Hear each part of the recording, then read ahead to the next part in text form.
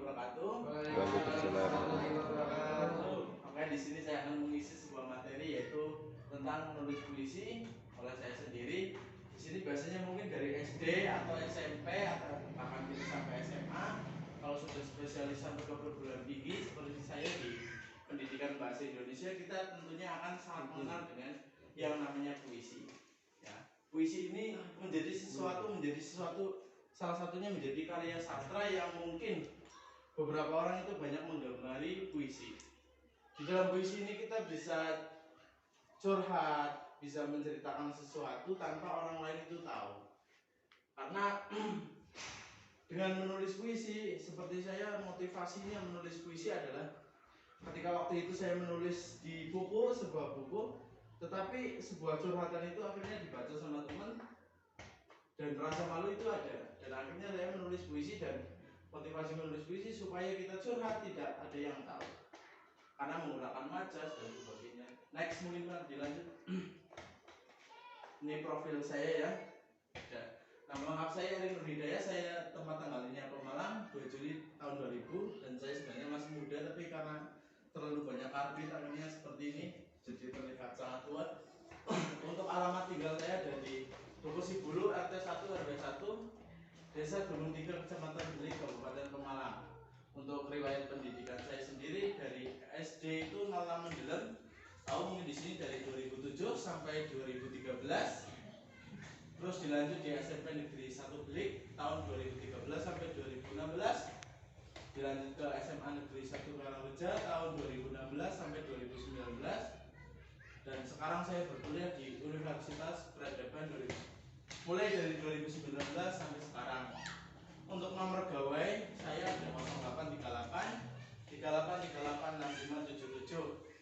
Untuk surat elektronik ada erinhidayah@gmail.com ya. Untuk agama jelas Islam. Hobi saya diantaranya adalah mendaki, menulis, berorganisasi, bermain teater, membaca, berpetualang, dan lain sebagainya, masih sangat banyak. Untuk pengalaman menulis puisi sendiri, diantaranya saya pernah mengikuti event itu dulu pas SMA saya mengikuti event.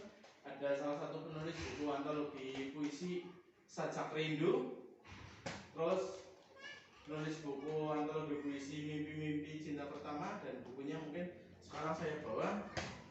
Ini contoh bukunya yang karya saya, dan ada C Publishing ya yang menerbitkan di halaman 174. Ini ada karya saya sendiri. Saya puisinya adalah Gerai Hujan.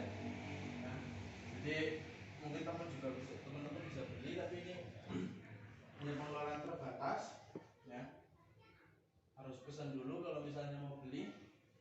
Terus ada Sajak Rindu itu saya ikut ke Pena Ajaib waktu dulu, kalau nggak salah di SMA itu di salah kelas 11 saya sudah menerbitkan buku antologi puisi Sajak Rindu di SMA. Terus untuk cinta pertama saya sudah kuliah, dan yang terbaru adalah antologi puisi Celoteh Bujangga. Itu bukunya sekarang belum saya ambil, ada. Nah, itu sekilas profil saya seperti itu. Mungkin ada yang ingin ditanyakan? Belum? Baik, kalau belum ada yang ditanyakan, saya minta salah satu dari peserta untuk maju ke depan. Saya akan di sini akan bermain sulap, membaca pikiran dari peserta tersebut. Ada yang mau? Ada yang sukarelawan? Silakan maju ke depan. Di sini bukan membaca pikiran secara langsung, ini hanya sebuah trik, bermain sebuah trik. Ada yang mau maju? Siapapun terserah. Oke, Mas. Oke. Namanya siapa, Mas? Gitoyo. Oke. Kira-kira pemahaman tentang puisi sampai sejauh mana nih? Pernah mungkin SD ya kan, yang buat puisi. SMP mungkin? SMP ya. Ya, pernah membuat? Belum. Oke. Alamatnya mana, Mas? Sibulu Dukuh. Oke, dari Sibulu Dukuh. Gemar berorganisasi juga? Ya. Sekarang ikut organisasi apa? Wanpak. Oke, Wanpak. Berarti cuan ke sih?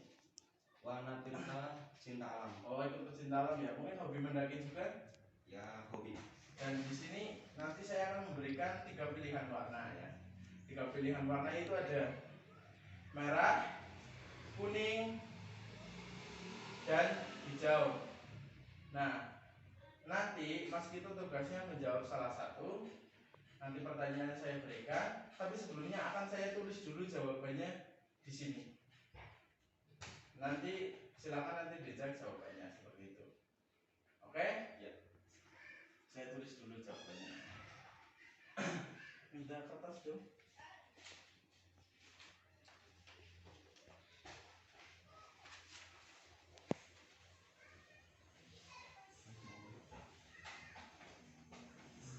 Sini sudah menuliskan apa yang menjadi isi pikiran dari Mas Vito ini.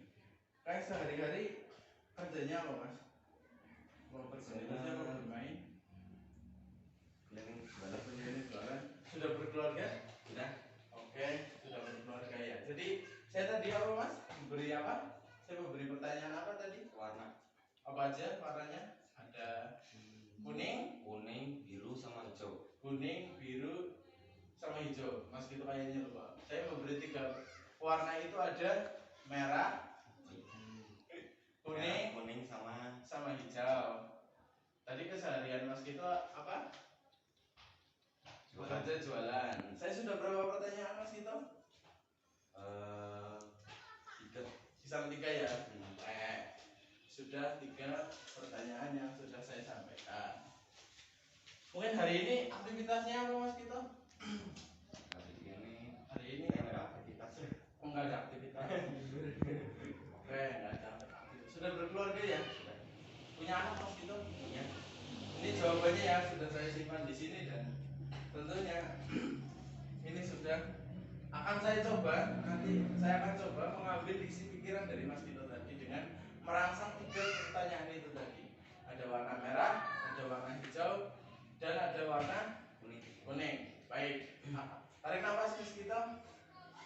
Tarik nafas, keluarkan pelan. Tarik nafas, keluarkan pelan. Set, saya ambil isi pikirannya dan saya masukkan ke dalam amplop ini. Sudah ada jawaban yang nantinya akan saya tanyakan dan nanti tinggal dicek saja jawabannya seperti itu. Akan saya pastikan dulu ya Mas Vito ya, boleh ya. Ini pulpen pun saya ambil. Enggak, saya ambil dan akan saya pastikan jawabannya. Tarik nafas, pelan, hembuskan. Set, saya ambil lagi, saya cek sebentar.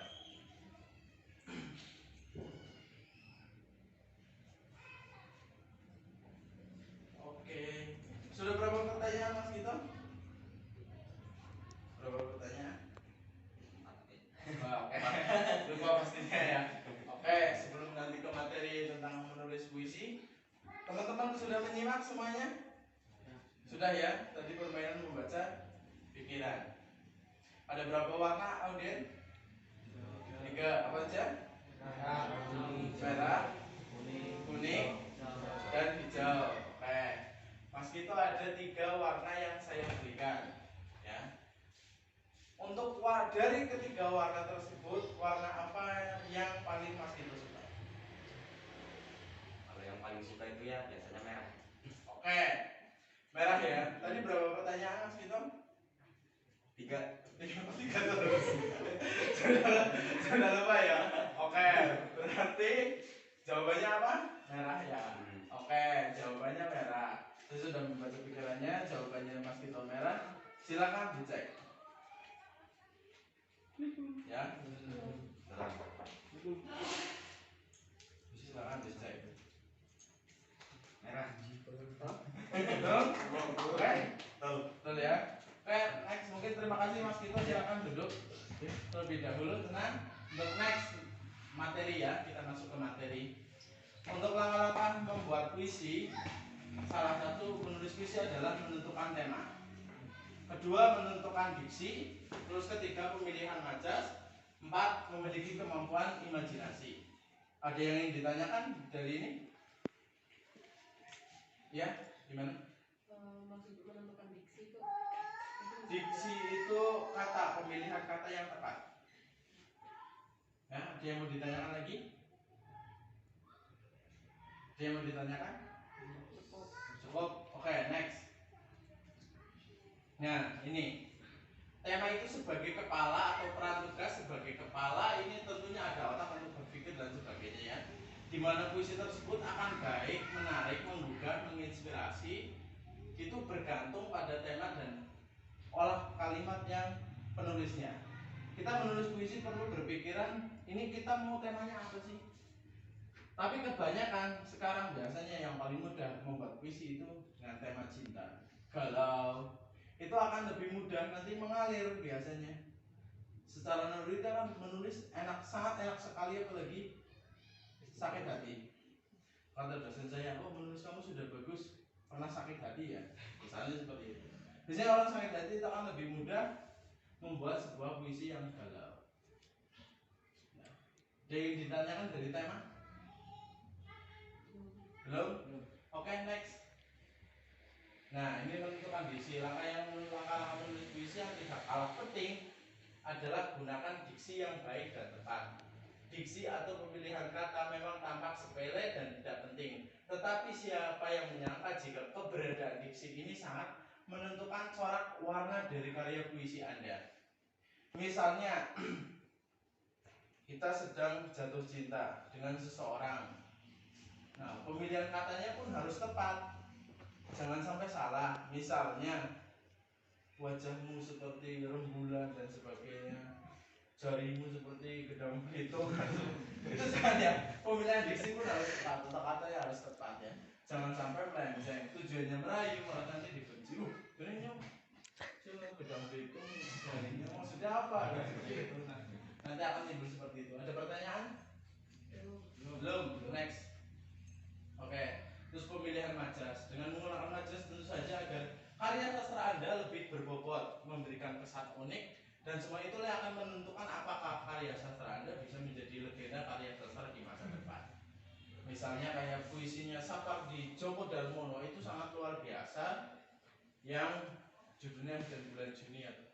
Itu puisi yang sangat luar biasa dan para penggemar bucin atau budak cinta itu biasanya mengisikan karya-karya dari Sapardi Djoko Darmono. Itu puisinya sangat romantis dan luar biasa, pemilihan diksinya sangat luar biasa bagus, dan itu menjadi sebuah legenda puisi di Indonesia.